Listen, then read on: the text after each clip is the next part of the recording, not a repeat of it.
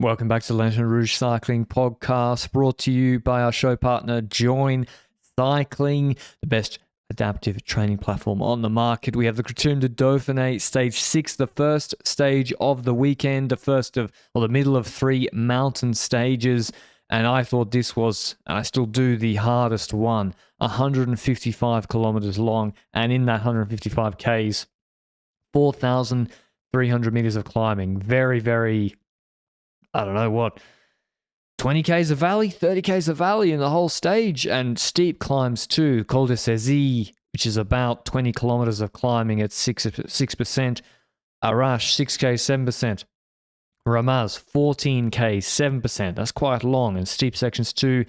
Then a short valley, and then Samoa, 1600, 10Ks, 9%, but the first 2Ks are 6%, so really it averages over 10% for a long time. It says someone 2000 also on the climb profile, so maybe they can go up higher as well in the future. I assume there's a ski resort or something up on the top. Very hard finish, very hard stage. And yesterday, Roglič went into the GC lead, and so the question was, what will Bora Hansgrohe going to do? Is there anything? We got medical watch, I'm afraid, again before the stage, Benji. Yeah, indeed. We had 16 DNSs and DNFs. That means riders that abandoned before the stage started yesterday evening, this morning, but also a lot during the stage. I felt like every time I looked at the ticker, 3 new names would show up. And this goes from domestiques to also riders we've seen struggling the last few days, or riders that did well in the first few days. Like Paulus had a great start to the Dauphiné, was part of the riders that crashed, ended up now abandoning the race. Geoghegan Hart, we saw yesterday, parquetjoing on the climb after he hurt his ribs riding into an electricity pole, as you mentioned yesterday. Van Wilder had a bad time trial already before the crashes, but the crashes probably didn't help, so he's also out of the race. Clément Berthet, he realizes that I picked him for the stage today and decided to bin himself out of the race before the stage even started. So he's not in the breakaway, but that breakaway does include Godon, Prudhomme, Formulo of Movistar, Guillaume Martin, Cofidis, Warren Barguil, DSM, Fortunato, Astana, Rafferty for EF, Cheniette for Groupama, and then arguably also 2 good climbers, Koen Bouwman for Visma Leasebike and Marc Soler of UAE Team Emirates. That's the most important rider GC-wise because he's within 2 minutes, and we mentioned that dynamic yesterday. If you look at Bora going into the stage, they don't need to do that much. They need to control the breakaway formation, make sure that they can control a breakaway, and after that, try and control the rest of the stage because Roglič has an advantage on the others thanks to yesterday and thanks to his lead on the others in the time trial as well, except for Remco in that time trial, but he passed him yesterday in GC. So I didn't expect any action from Bora. Nah. But did you see other teams with opportunities of doing something today that they might not have done? I mean, UAE with Soler or Sivakov, and they did. Soler got in the break. Yep. So I was like, that's an option. That's option A. There's no Felix Gall type operator. I don't know. Again, there's no coverage of the break formation, so you got to be a bit. We can't be like too critical of teams that didn't get in the break. Maybe they tried many times. Yep. I don't know. Like David Gaudu, for example, or like let me look at the results. Yeah, Gaudu, he finishes on 2:18 on this stage from the GC group. Yeah, it's useless. It's pointless. But maybe the guy jumped 10 times and got denied. I don't know. Like you say, for the breakaway, that would have been enough to be competitive. Oh, if he had 2, with his legs, he would have won the stage, probably. Or very decent chance. He was, and he's a million miles away on GC, so they would have even. So he has the legs to win from the break. If you're coming 12th to 15th in the GC group on the mountaintop finishes, you have the legs to win from the break. Yeah. But I don't know. Maybe he tried to go in the break. But in the end, it's not that dangerous in terms for GC. Really not dangerous at all. I mean, Formulo in previous years, you would say could win from the break. He has won Dauphiné stages, maybe even the last stage in 2020. I can't remember. And so there's some good climbers in there. But, and I think Bora were happy for the break to win all day, Benji. Pretty much the whole stage. I think they accepted break winnings totally fine. They were okay with that, but they also knew that Soler was within 2 minutes in GC, and they can't just give Soler 10 minutes. You can't end up with a finish today where Soler ends up being a minute or 2 minutes ahead of Roglič in GC. Maybe a minute, but 2 minutes starts to get a bit scary, I would say, when it comes to Soler. But anyway, before we get into the actual Col de la Ramas action, let's talk about training. Yeah, I've been training pretty well this week, although I had to go to La Seu d'Urgell today. I didn't have, well, I did have to, but I saw the start of Volta a Catalunya Femenina Stage 2, and spoilers, Mariana Vos won the stage on La Molina, so that was pretty crazy, 5 in the top 9. But I had to go pick up a bike because I need to, if there's one thing I needed, I'm sort of, I don't know, are you a gear person, Benji? I'm a gear person. Like, what do you mean? Your ratio of like fiddling with your bike and buying gear is like too high compared to actually riding it. The thing for me is more that because I'm a rider that is of a higher weight, when I try to climb mountains or hills, I need to have a wide gear ratio for me to be comfortable on a bike outdoors. So that's the reason why I care more about my gears than the average cycling person, I think. I'm kind of the opposite in that I do no maintenance on my bike. It then disintegrates, and then I'm like, I should just get a new one. So which is probably not the smartest way to do it. But anyway, I'm back on it tomorrow morning. I've got a big ride planned for my FTP builder plan, which is going really well. I'm about 40% the way through. And what you can see on Join Cycling. What Join Cycling just released is a goal classification, which I think is really useful because, I mean, there's build plans, improve plans, and peak plans. 3 categories of new goals to help you better align your training with your ambitions. And I think you and I, Benji, we're not really doing peak plans at the moment. Both of us are trying to actually either boost our fitness, like with a build plan, or focus on specific things like climbing or FTP or whatever with the improved plans. And I think that's really, really useful. It can help you in multiple ways with a better overview, differentiating between goals to help the one that actually fits your needs. Because sometimes you're like, that plan looks good, but actually you know what you really want to do is X. There's updated descriptions, so clearer, more detailed descriptions to help you choose the right goal with confidence. And there's a training plan preview to see your potential progress and understand the weekly structure of your plan with your current availability. That's what I really like because I saw the FTP builder and the progress and the preview. I was like, if I just do the plan, I will be fitter than I even think possible in 3 months. You know, way quicker than if I just trust the process with the Join Cycling plan. Where are you at the moment? Build, improve, or peak? Well, I am when it comes to build. I'm trying to build up my level, but I'm also that guy that I put in my training. I see, okay, the Join app is telling me do this ride. I start that ride, and then halfway the ride, I see a family of geese that is in my way, and I have to stop my effort. So after the ride, I have to switch it to a custom workout because I didn't actually complete the one I was supposed to do because of the geese. It's always the geese's fault. Come on, it's not my fault. It's the geese. I don't trust geese or swans. Don't trust them at all. They're so evil. Yeah, seriously, don't like them. But you can check it out if you have an existing plan by tapping the 3 dots on your training plan page, or select View Change Goal to explore the new structure and details of your plan. So thanks for Join Cycling for supporting the show and being our show partner. But into the breakaway, Benji, Marc Soler was on, he was just doing Marc Soler thing. I could tell because he did this on, what did he do this on? On loads of climbs, my dude. Over the last 10 years, he does it every time. Le Betex, the climb before Le Betex? Yeah. He was pretending he was dead. And I didn't fall for it either. Like he is absolutely, and then bang at the KO point, attacks. And I think then Van Aert chased him, and Pouls chased him, and then he actually Soler cracked. Well, actually, he didn't crack. He waited for Pog on the final climb, and Pouls won the stage. But yeah, he can't fool us anymore. Exactly. And when he went on this climb on Col de la Ramas, it was together with Warren Barguil. Then they ended up having a gap, 2 riders off the front in that breakaway, and it quickly became clear that those riders were relatively strong. The others were kind of having Group 2 syndrome, but also weren't on the level of the likes of Soler, because Soler eventually starts going solo on the climb of Col de la Ramas, and the gap just keeps growing. Barguil drops to the second group. In that group, Koen Bouwman, Rafferty, Barguil, obviously, Fortunato, etc.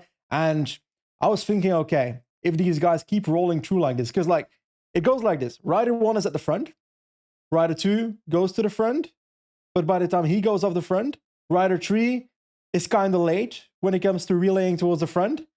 So Barguil starts gesticulating at Rider 3. It's really the definition of Group 2's syndrome of not really having the most cooperative chase, but it's also partially because they want to save their energy a little because they feel like the legs are starting to hurt. And that's why they feel like they need every single bit to even compete at this point. So Soler was the strongest rider in his breakaway, that's for sure. Behind them, that's the intriguing part.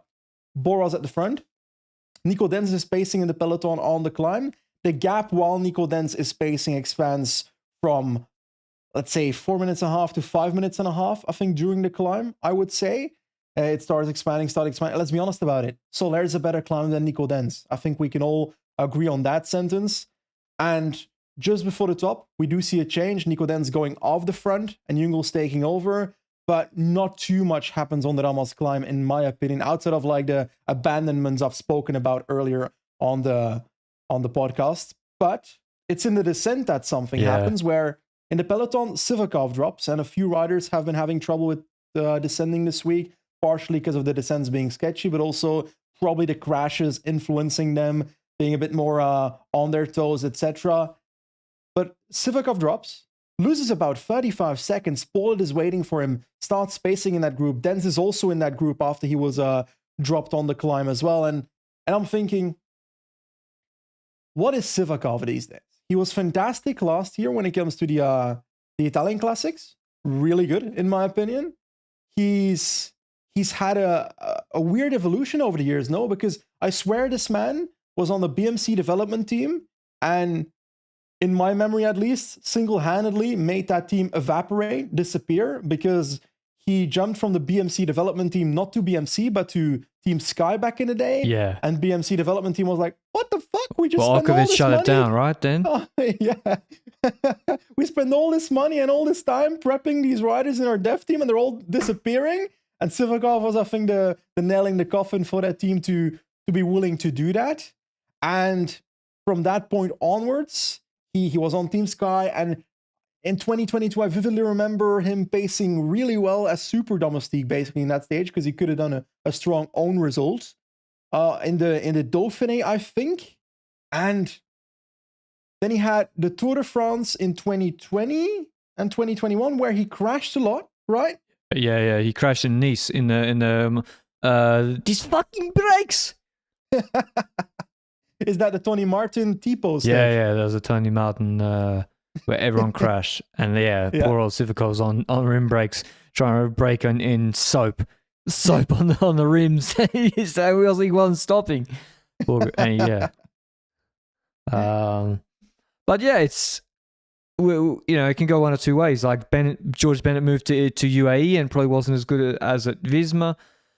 Yates moved from Ineos to UAE and was way better and top 4 GC rider in the world last year, let's say. So we'll see. Sivakov, obviously, I think he had an injury or not the perfect preparation for this year. But hold on. He didn't crash. He had a mech. Why was he on a gap on the descent in the end? Because the bike change was pretty slick. Good question.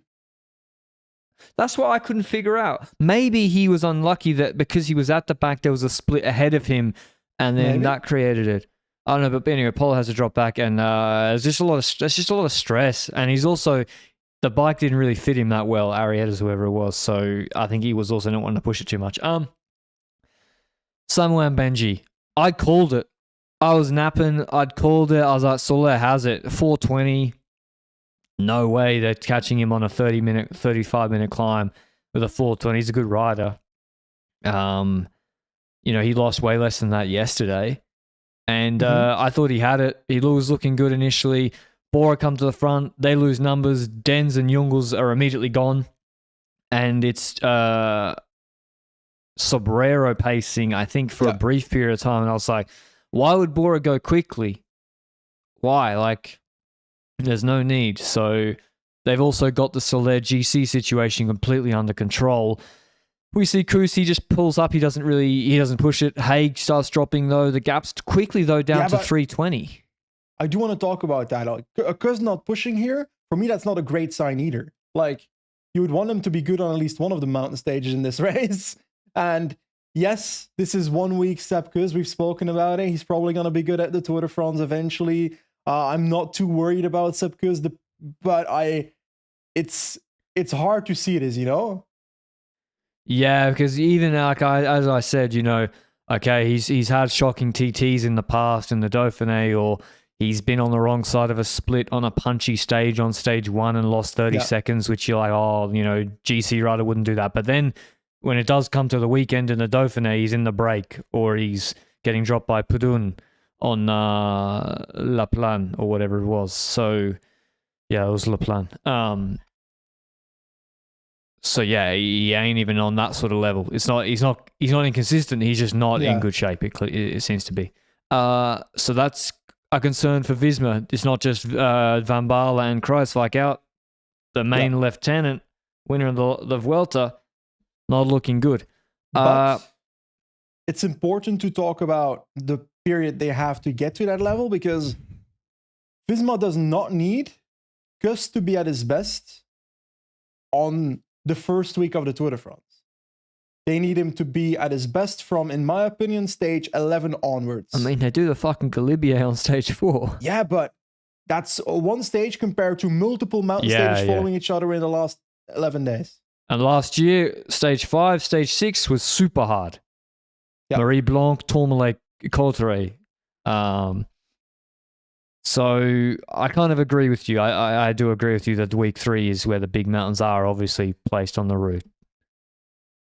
So that gives a rider like that, but also someone like Remco, which we'll talk about in a second, in my opinion, more than just 20 days to get in shape. But maybe 28, 29, 30 days to get to that level. You can do some train rides in the morning. You know what I mean? Well, yeah, sort of. I mean, that is a theory. I hear that a lot, but I don't understand the training aspect of it or the physiology aspect of it. Like, do you improve during a Grand Tour? Maybe you do, maybe you don't. I think it's hard to lose weight during a Grand Tour. I don't think that's a good idea.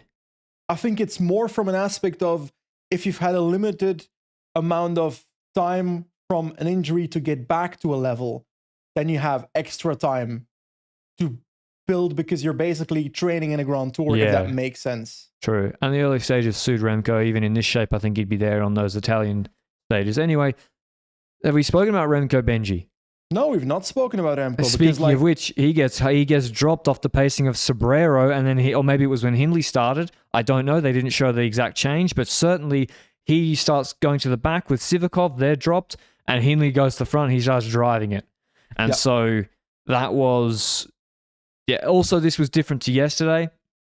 This was like he didn't... Yesterday he lost 30 seconds when attack started and then held the 30 to Jorgensen the whole way. Yeah. Here it was like 2, 3, 4, 5. So he just kept losing time, progressed. There was no Almeida-ing. This was not Almeida-ing. This was like dropped and progressively losing time. So a bit worse than yesterday after a harder stage. And he was losing the podium because that's 7Ks to go on which is another 20, 25 minutes. The surprising... Oh, sorry, Benji, yes?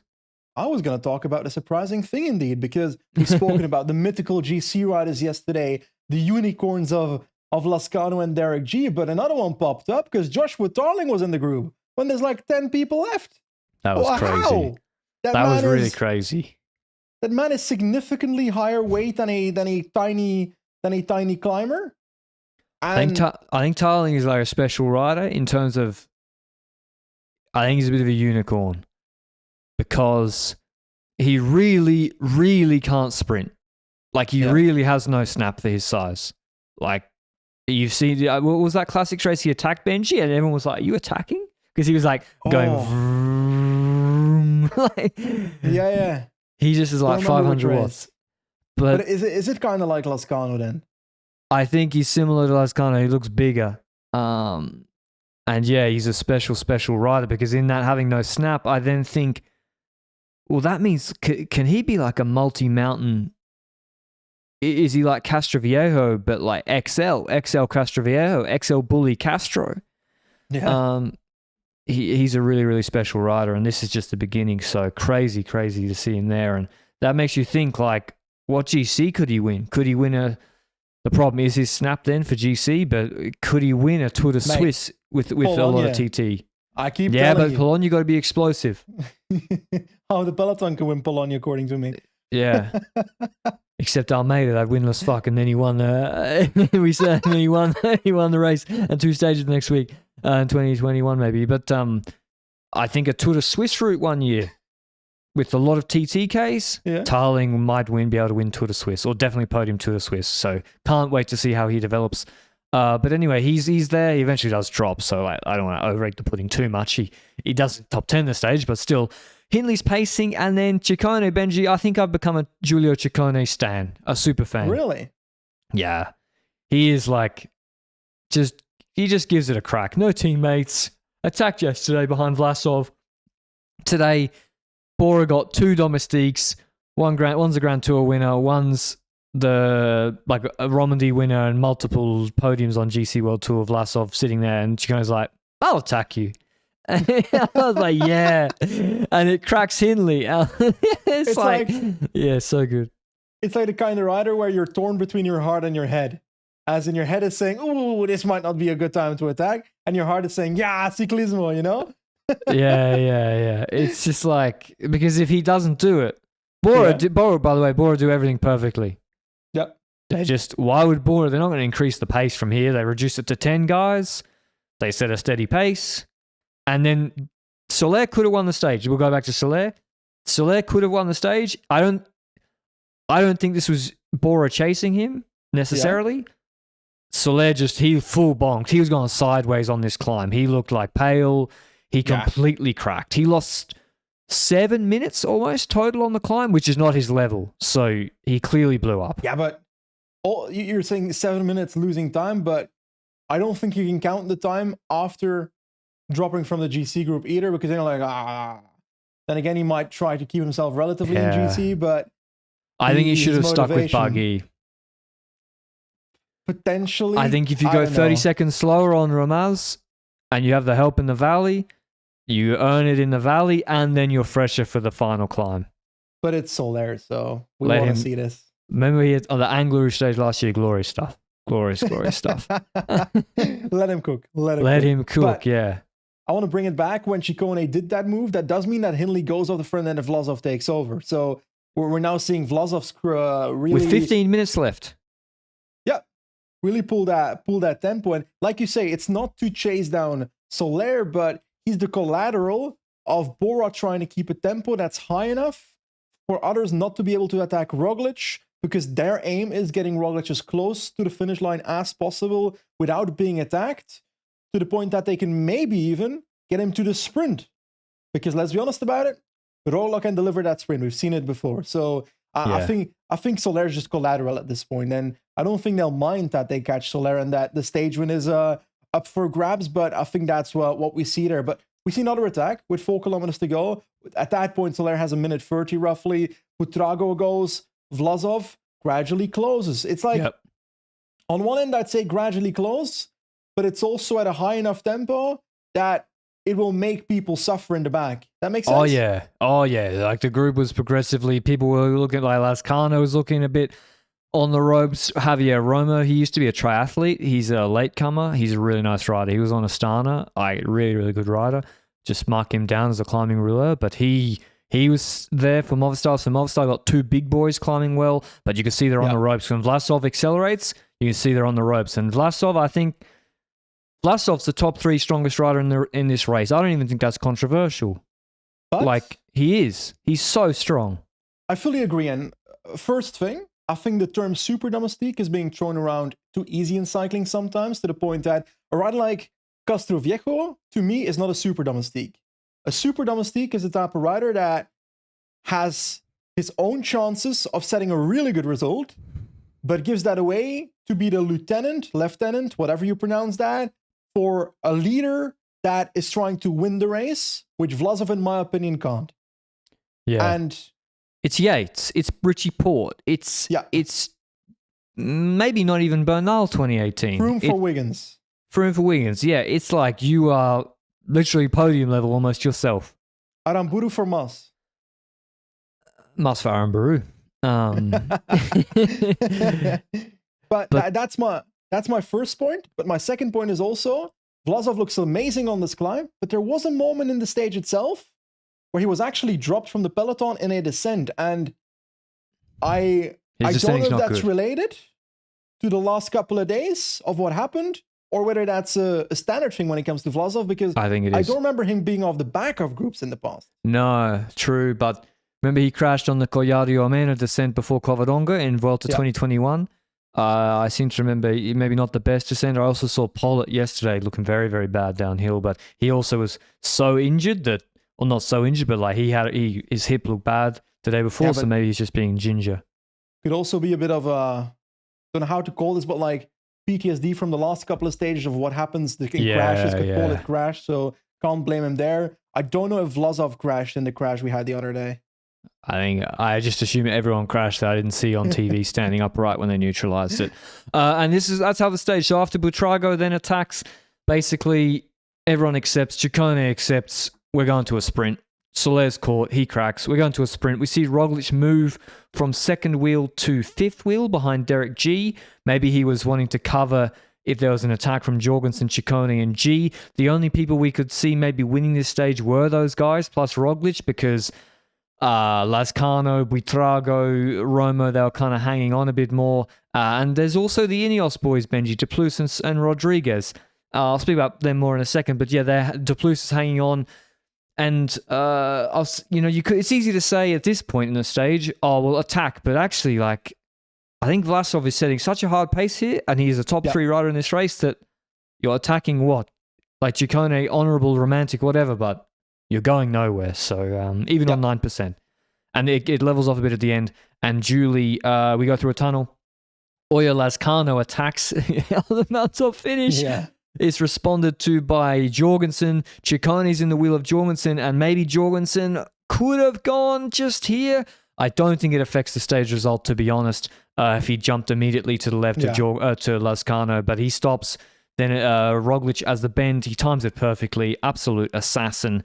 The bend to the left goes on the inside, and he does his thing. 200-meter uphill sprint. Roglič torches Jorgensen, puts everybody else on a gap, and wins his second mountain stage in a row. Roglič winning ahead of Jorgensen, then 2 seconds to Ciccone and Lazcano and Derek G, then 8 seconds to Carlos Rodriguez, Buitrago, Dupluis, and Vlasov on 14 seconds, then a gap to Landa, who was free to ride for his own result, and Romo on 33 seconds. Remco, as I said, Menkes on 143, but Remco, as I said, it wasn't like yesterday where he took back time in the last K. It was the opposite. He finished on 146. So big GC changes now.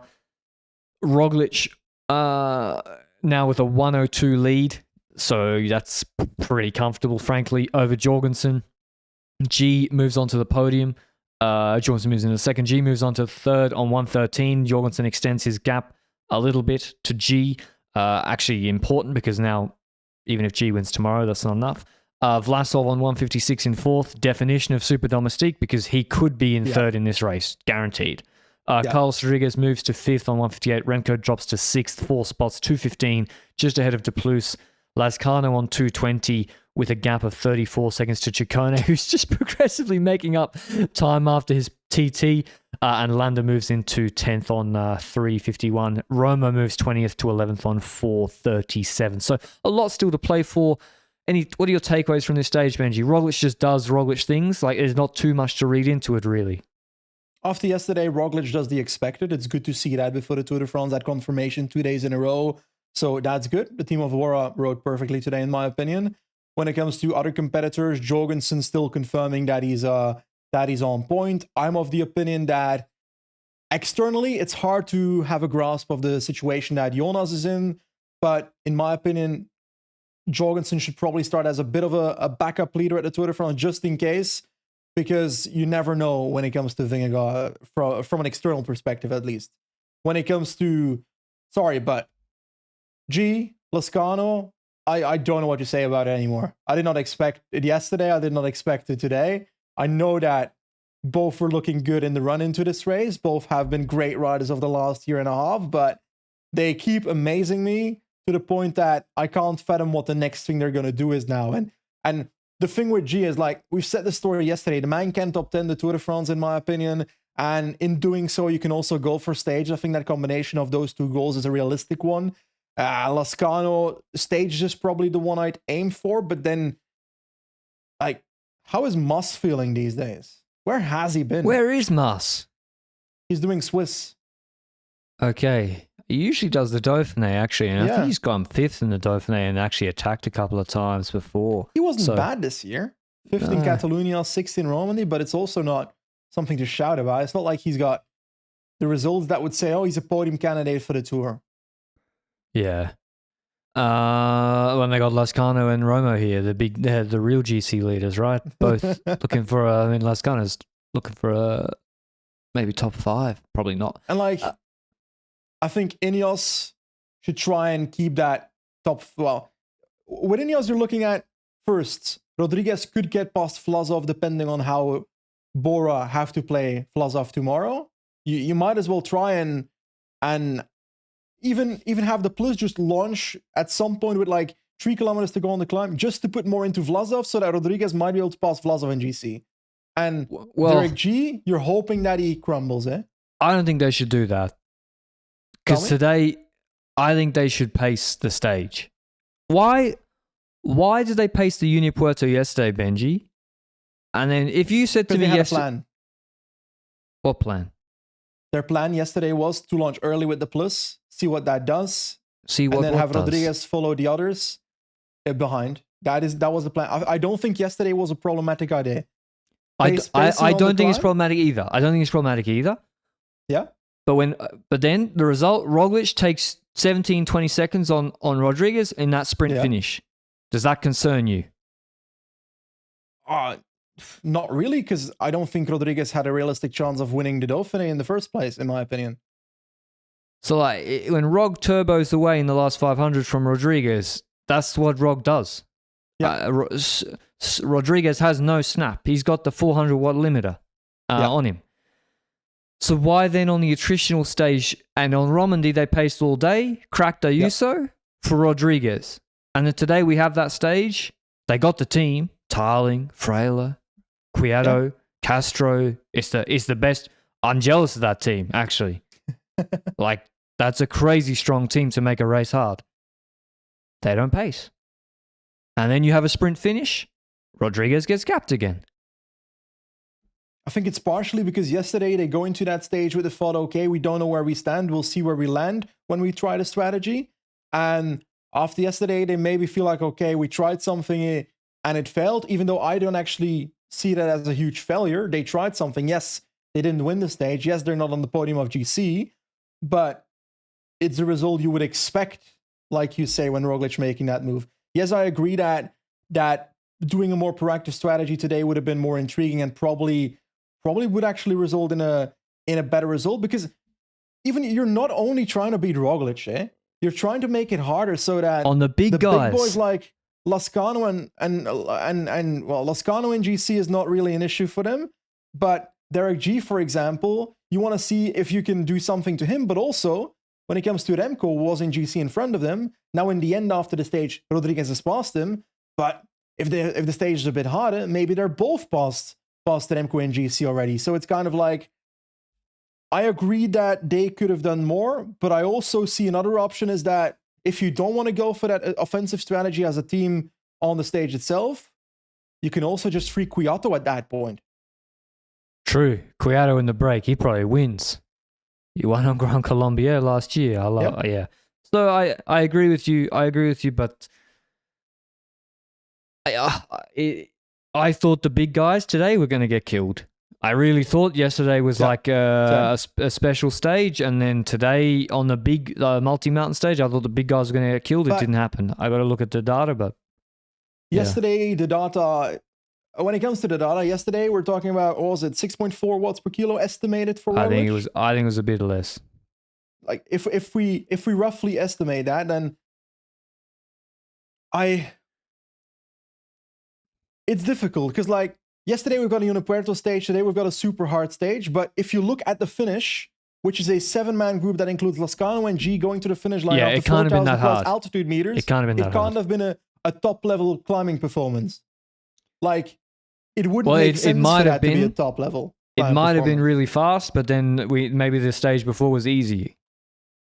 Because Yeah. like if some team nukes, like look at Col de Loze, Mhm. they're scattered. Look at Juplin, scattered over the roads.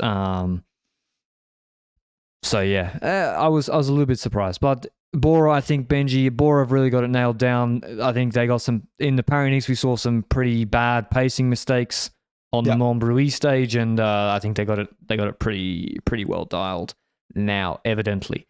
Tomorrow's stage, yes. Last thing on the Remco Evenepoel, conclusions compared to yesterday. Yesterday, your take was, okay, this is where you'd expect to be roughly. Today a little bit more concerning, frankly. I think so too. Like, I'm in the position that I've never actually believed in Remco Evenepoel is going to win the Tour de France 2024. I've never believed in that. I never saw him as a candidate for victory of the Tour de France 2024. I saw him as one that could end up third in GC. That should be the realistic goal in my opinion. And let's say it's about 21-ish days roughly till the Tour de France starts. Pure guess from my mind. Lefebvre said he's got to drop a kilo and a half, right? What, sorry? Did Lefebvre say something about his weight? I think 1 to 2 kilos is what I read somewhere. 2 kilos so that's actually one thing. 2 kilos a lot in 3 weeks. Yep, I agree. But also, does he? Yeah, he needs to do that in 3 weeks because you don't want to do that in the first week of the Tour de France. No, right? no. It's like, but doing it on altitude as well. Yeah, I believe do in add Remco. to that. I'm a Remco. I just believe in him. It's very likely that Remco will look very good in GC after the first time trial of the Tour de France. Agree. That's my opinion. But that also allows him a bit of leverage to still grow into the first week of the Tour de France. He can lose some time here and there. You still got to follow on the Côte de Piquet replica they have on stage 2 in Bologna, San Luca. Yes. But I think he can do that. Half a minute there, it's not the end of the world either with that time trial. True. You're just not gaining time with your time trial on competitors, and you're just taking back the losses you make on the earlier stages. Fair point. It is very curious. You got Pog, did the Giro, not here. We don't know his shape. Probably going to be good because he's Pog. Roglic, he's doing very well, what expected. Doing very, very well, even with the crashes, but also he ain't dominating. Yeah, I no offense to him, but Pogačar and Jonas ain't finishing in a group with Derek G and Oyo Lascano on a 10K 9% climb after 4,300 meters altitude gain. They're just not. If Pogačar or Vingegaard arrive at this race in form, they put a minute into their competition on this climb. Yeah. And I also think that's partially what Roglic is as a rider. So I'm just very curious because this riding style that BORA is implementing here is going to be very different from how the Tour de France is going to be ridden, in my opinion, because they're going to have the attacks between Roglic, between Vingegaard, if Vingegaard is there in full form, which is starting to look like, in my opinion. But when it comes to Roglic, I'd like to see how he reacts to those two doing those moves, which this Dauphiné kind of doesn't simulate. What about the theory that he does the minimum just to win? I think in the first half of last year, 100% the case. In addition to the fact that in the first half of last year, he had some vulnerability on higher energy expenditure stages.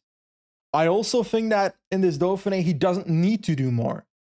I think they're riding the perfect race to defend the lead of Primož Roglič, especially because it's not like he is 10 seconds ahead. After the time trial, he had a gap already. And it's a 1 week race. He doesn't need to sustain a gap for another 2 weeks. So I think to win the Dauphiné, he's riding the perfect race. Yeah, and that's what he said. After the stages, he's like, I just want this to be over. This is a dress rehearsal. We're just getting through it. Don't even care about the win. But trying to win at the bare minimum is also what Jumbo-Visma tried to do in 2020. and that backfired.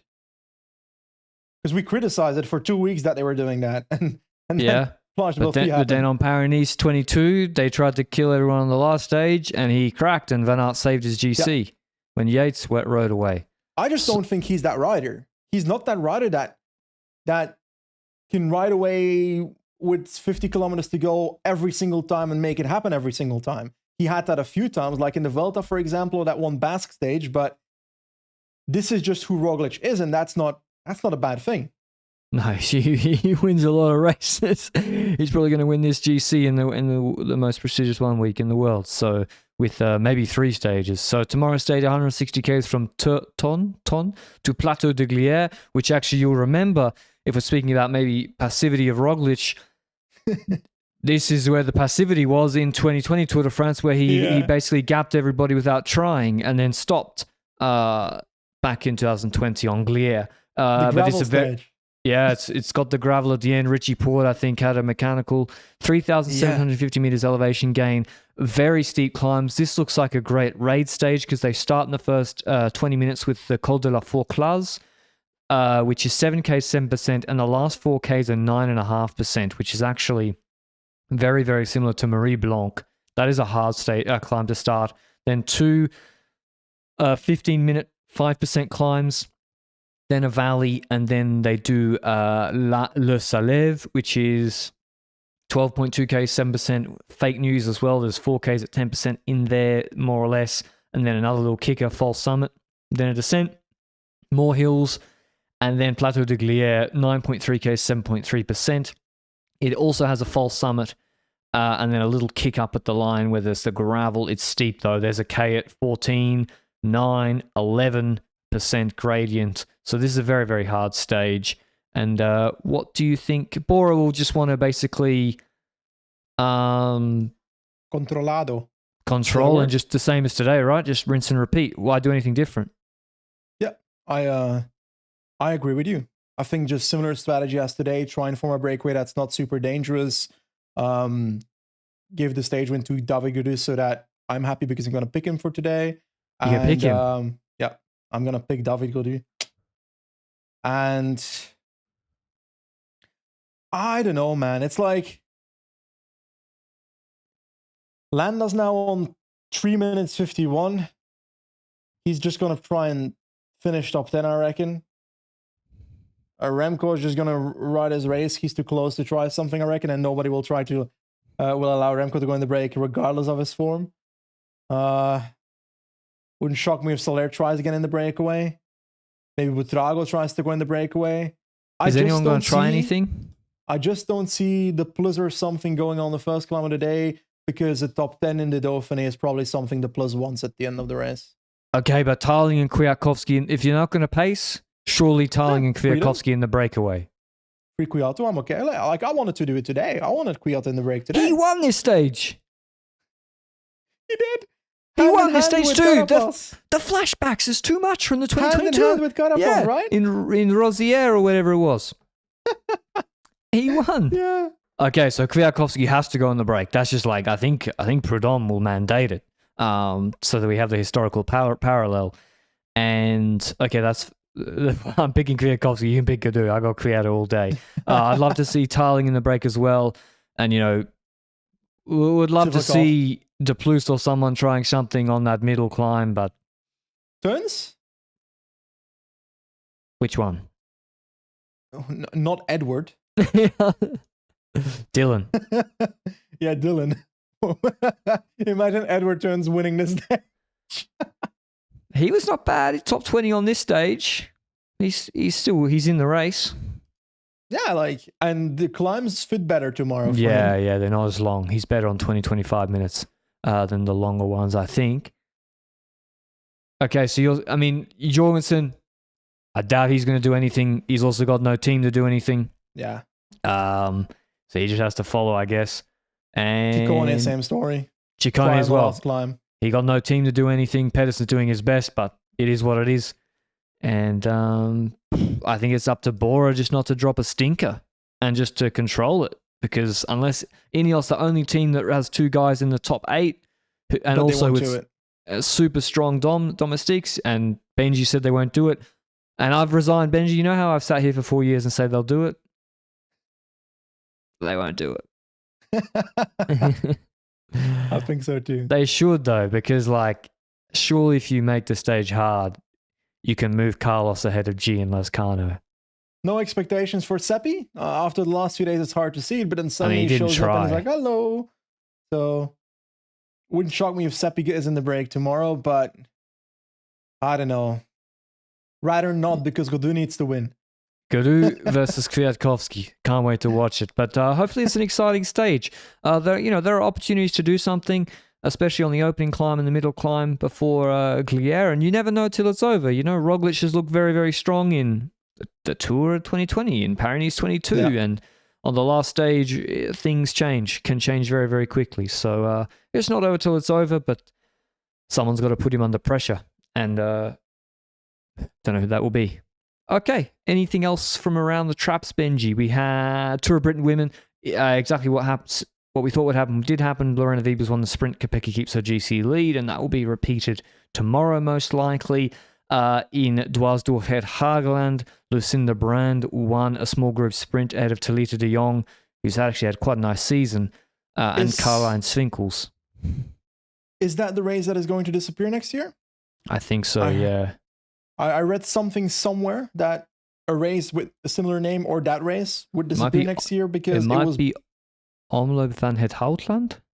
Omloop van het Hageland. No, Omloop van het Houtland. Yes, that might be the one. Yeah, you Close don't know your BS ChatGPT races. Hey, no. I don't want to hear it, my friend. Are you sure? Is it that one or? Of course, I'm not sure, Benji. I don't know which one it is. It could be any of them.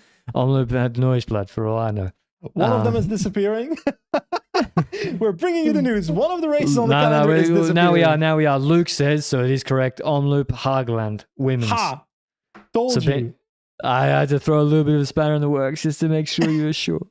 And I think it's because it was being created by a club, like a cycling club organization thingy, instead of like a well financially backed group of people. And a lot of people that were on the project have moved on in their life, which everybody can do other things in their life if they prefer to do that. But it's a shame to see that race disappear off the calendar, though. So, well, it is a different race, though. It's not Dwarsdorf, it's Omloop van het Hageland. It's a combination of Omloop van het Hageland and Dwarsdorf Hageland. Crazy. Anyway, I'm confused. Now it's going to be on my little brain's comprehension. Volta Ciclista Catalunya Femenina Stage 2, which I went down to see the start of this morning. Very, very cool. It was in the front of the cathedral in La Seu, and just a nice, relaxed atmosphere. AG Insurance were good yesterday, winning the stage and taking jerseys with a number of riders. And they even have the best Catalan rider jersey in this race, I think. Do they have that? With Maria Benito? Is she from Catalan? She's Catalonia, yeah. If she's from Llorenç, which is like, you don't even have to look it up, it's Catalan. And but Marianne Vos, Visma went with the aggressive strategy, attack from the base of La Molina, which you'll know well from the Vuelta Catalunya men's race. And eventually Marianne Vos attacked a reduced group with Alerud and Scholbjork Minka Anderson, who I don't know too well, a 19-year-old on Uno X. And Rihanna Marcus was there, and basically Vos attacked on like it's a big highway climb, La Molina, and got a gap, and that was it. Marcus marking, and she wins the stage by 51 seconds. Marcus second on 51 seconds, then Alerud 56. Kimberly Pina fifth on 119, continuing her good season. So bit of a surprise, actually, with Maud Alderman there, Rosita Reinhardt, and Marcus, but Vos takes the stage. You know, this is a hard climb for a women's calendar, so a big performance from the GOAT, classy as ever, and she goes into the lead on GC by 1 minute ahead of Marcus and 1:08 ahead of Alerud. Tomorrow's stage is a sprint around Barcelona, so I don't see that changing. Vos is probably the favourite for that against Wollaston, and against Wollaston. So, that's all I've got, Benji. Yeah, I think so as well. That's it when Okay. it comes to the race results, and I'm looking forward to see what tomorrow's Dauphiné stage gives, even though I think it's all settled at this point. Oh, you're jinxing it. Bora will hate you for that. I'm sorry, but it's done. That's a despicable thing to say. Race is over. Oh, he's trying to wind it up. Okay. Thanks for listening. To lose. Don't even run the stage tomorrow. Yeah, exactly. If Roglič loses GC tomorrow, he's completely washed. I set the stakes. Jesus, no pressure. I mean, who is? Everyone says they're washed. Remco's not, who is in good shape? Everyone's having I'm in bad shape competition. Remco self-reported as washed. I mean, Remco actually wasn't lying. In the end, he wasn't lying. He wasn't lying. But it's also, he's not washed. He's just, he comes back from a shoulder injury, a fracture. It's normal that if you had surgery, was it 6 weeks ago? That your progression towards the race you're aiming for is slightly hindered. That being said, I feel like in the press they were rather optimistic with how they spoke about his potential recovery towards the Tour de France 5 weeks ago. That makes sense? Yeah, and he won the TT. Yeah, it's pretty good. Winning the Dauphiné TT ahead of Roglič and Tarling. But again, I think the max he should aim for is a podium. Well, he can aim for the victory. I don't care if it gets him those extra motivation. But I think the most realistic goal is trying to get a podium at the Tour de France, because I don't think victory is possible. Yeah. It doesn't look like it with Poggy's probably his shape. All right.